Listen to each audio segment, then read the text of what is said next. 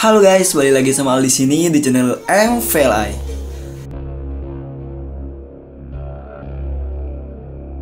Guys, di video kali ini kita akan membahas beberapa bangunan bersejarah di kota Banyuwangi nih guys. Berikut 10 bangunan bersejarah di kota Banyuwangi. Tugu Inkai Banyuwangi. Asal muasal adanya Tugu Inkai yang berada dari masyarakat Banyuwangi adalah tentang 86 pesilat yang berlatih dan menemukan sabuk hitam di pantai Bum nih guys. Namun naas semua pesilat yang berlatih di pinggir pantai terseret pasir oleh ombak dari pantai Bum dan 26 karateka meninggal dunia tuh guys. Menurut penuturan orang-orang yang memiliki indigo, masih ada pesilat yang jasanya tidak bisa diketemukan. Konon katanya nih guys, pesilat itu telah dijadikan raja oleh para makhluk tak kasat mata. Inilah legenda yang sudah dipercayai sebagian besar masyarakat Banyuwangi.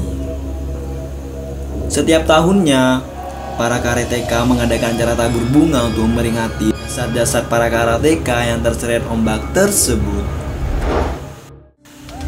Tapi sekarang tugu tersebut selalu ramai pengunjung guys, karena dekat dengan pantai Bum Banyuwangi yang keindahannya bukan main tuh guys. Yuk kesana yuk, aneh belum kesana, cepetan dong. Monumen Lubang Buaya Banyuwangi.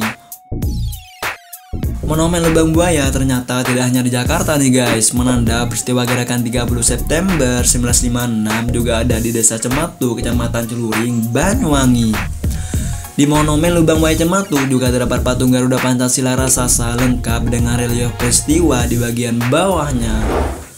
Bagian belakang patung Garuda Pancasila terdapat 3 lubang dengan bentuk persegi.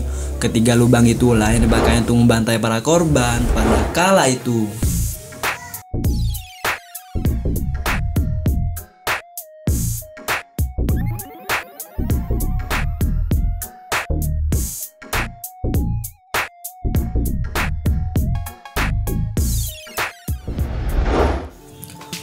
Monumen Lintas Jawa Bali.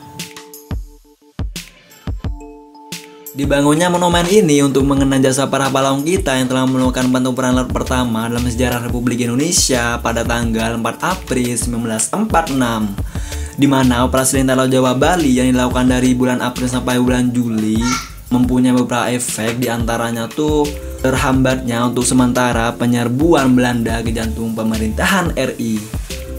Yang kedua, pengenduran tekanan terhadap front pertempuran di Surabaya. Dan yang ketiga, dapat diukurnya pelabuhan Banyuwangi sebagai pelabuhan pengiriman beras kepada rakyat India sebagai bagian perjuangan diplomasi RI.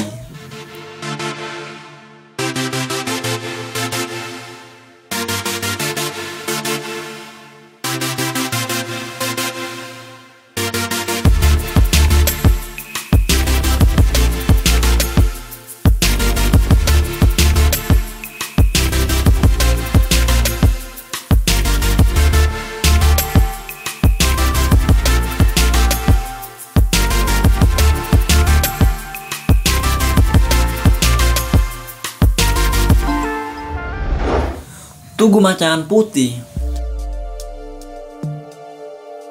Meski hingga kini masih berdiri tegak, tak banyak yang tahu bahwa bangunan tersebut adalah saksi bisu era kolonial Belanda di Banyuwangi guys. Menurut Ketua Komunitas Sejarah Banyuwangi tempo dulu, tugu tersebut dahulu kala dikenal dengan nama Golong Gilik, yakni gabungan khas era kolonial Belanda.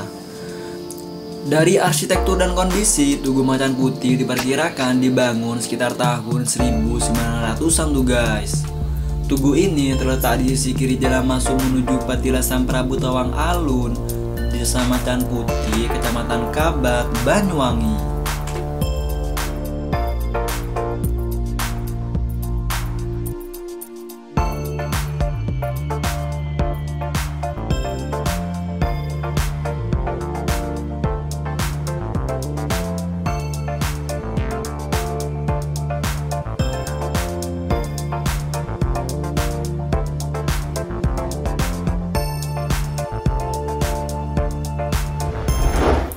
Keraton Macan Putih.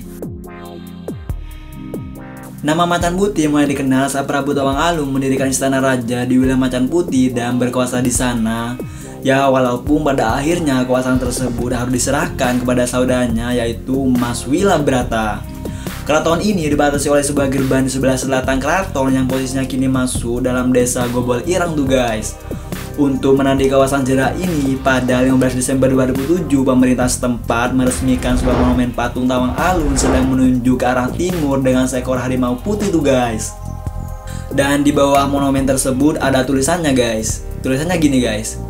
Tulian ngetan ilingo kawitane, yang berarti lihatlah ke timur dan ingat permulaannya.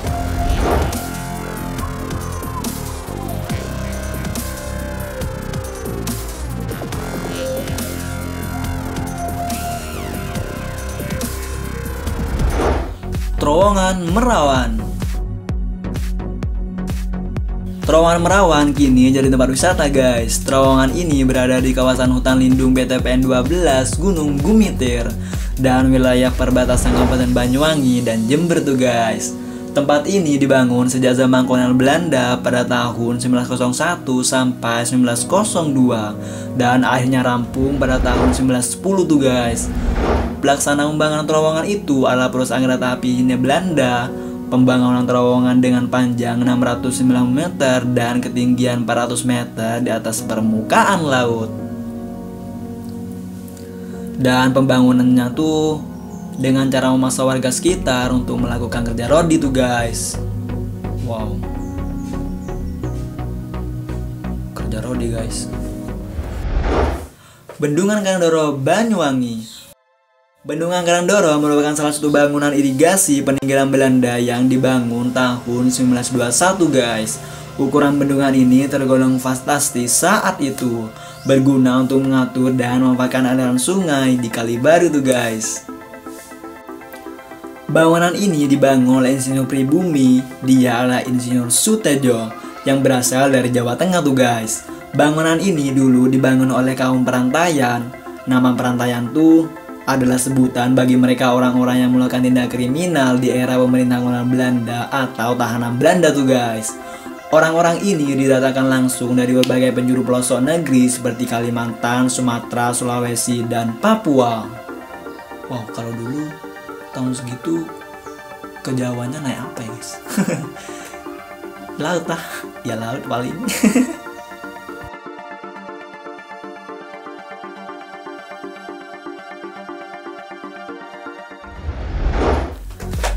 Glenmore. Glenmore di Banyuwangi memiliki sejarah unik di masa silam. Dulu kawasan ini merupakan kota penting zaman pendudukan Belanda guys. Tak heran jika banyak peninggalan sejarah di kawasan tersebut. Salah satunya pabrik pengolahan karet yang dibangun pada 1910. Selain itu ada serangan atau pipa air sepanjang 1 km yang berfungsi untuk menggerakkan turbin. Proyek ini tuh dikerjakan oleh firma Carl Skipper Surabaya pada 1920 guys. Ada juga ketel uap buatan Luston Proctor dan C.L. Coin. Ketel uap tersebut buatan Inggris tahun 1920 yang dibangun sebagai penggerak turbin pengolahan karet dan kakao.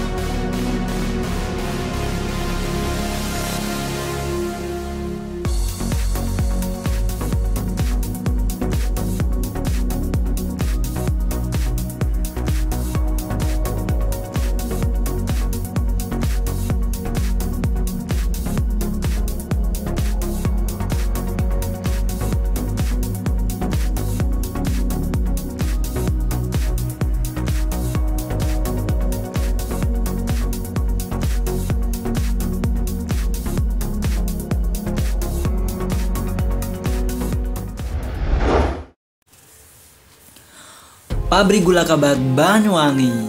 Pabrik gula kabar atau disebut Sweker Fabrik Kabar merupakan ordenan partikulir setelah masa tanam paksa atau kultur stelsel tuh guys. Pabrik gula Kabar dibangun di zaman kolonial Belanda pada tahun 1891 bersamaan dibangunnya pabrik gula Rogo Jampi guys. PG Kabar berada di bawah pemilikan Jember Haven di Hindia Belanda. Akibat krisis gula dunia tahun 1918, pabrik gula ini mengalami kesulitan untuk bangkit karena harga gula di pasar internasional turun drastis dan banyaknya penyakit tebu di masa itu. Pada bulan Desember 1996, pabrik gula Kabar dilelang di kantor Surabaya dan diganti kepemilikan. Lelang berlangsung di depan Heban Venue kantor di Surabaya. Pada tahun 1930-an, pabrik gula tersebut tutup dan dijadikan pabrik beras oleh seorang pengusaha beretnis Arab tuh guys. Hingga tahun 70-an, cerobong asap dan sisa-sisa penyelepan masih bisa ditemui di tempat tersebut.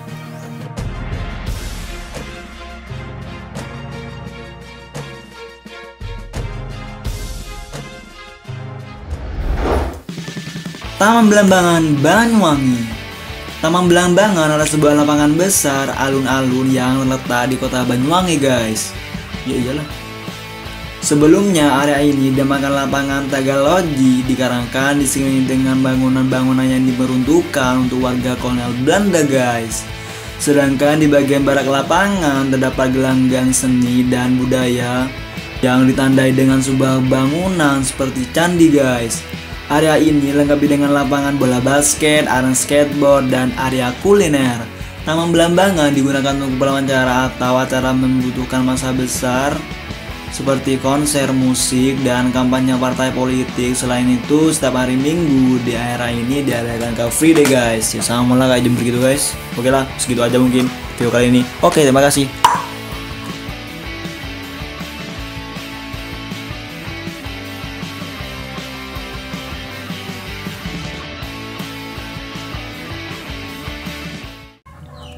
Oke guys, mungkin segitu aja video kali ini. Jangan lupa like, komen, dan subscribe untuk video selanjutnya.